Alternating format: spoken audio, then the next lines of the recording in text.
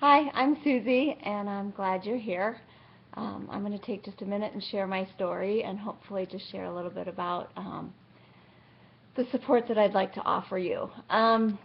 So my story begins about 17, a little over 17 years ago, when we became pregnant with our first daughter. And that process actually, I think we got pregnant the second month we tried. After having her, then I kind of got ready to get back in shape and lose the weight. And I unfortunately took some very extreme measures to do that. I didn't really know how to do it. I just knew that I wanted to get back in shape. I wanted to look like I did before I got pregnant. And so I did it by really restricting what I was eating. And I think back now and I'm thinking I was probably eating around 800 calories a day. So it worked. I lost the weight. Everybody complimented me on how great I looked. Problem being is when it came time to get pregnant the second time around, I wasn't having any cycles. And so we did a lot of different things. Tried Clomid, tried the injectables.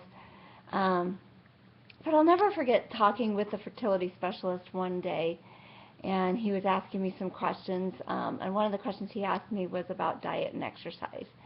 And I don't think I was really all that honest with him looking back on it.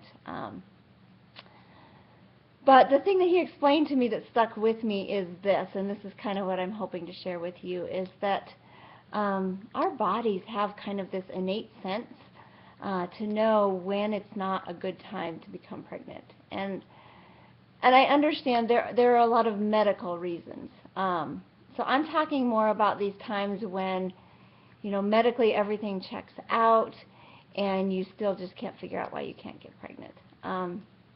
And the body just has a way of knowing when, whether it be based on how we're taking care of ourselves, stresses in our lives, clear back, the way he explained it to me is back in, pioneer days, if they were traveling across country, that might not be an opportune time to be pregnant because there might be a shortage of food. So all of those things our bodies have a way of kind of knowing. And so in my case, once I really started to put the pieces together, I knew. My body was telling me that if I couldn't do a good job of feeding myself, how on earth could I grow a baby inside of me? So I kind of started to put those pieces together, started taking better care of myself. But along the way, we kind of gave up on the fertility treatments, and we adopted our son, which is a whole other story and was a fantastic experience. But about 2 years after we adopted him, we had a surprise pregnancy. And I really look back on that and I can tell the changes in how I was taking care of myself, kind of where my mental state was, things like that. So I guess my hope in all of this is to just whatever you're going through with your journey, whether it's medical, whether it's not, of just saying that while you're trying to become pregnant, it's really important to just take care of you, to eat right, to be active, to try to reduce stress, things like that. And I think that's where I come in. I have since become a fitness and nutrition coach. That's something that I enjoy doing. But honestly, for me, helping people get skinny has no meaning to me because I weighed 105 pounds and I was miserable.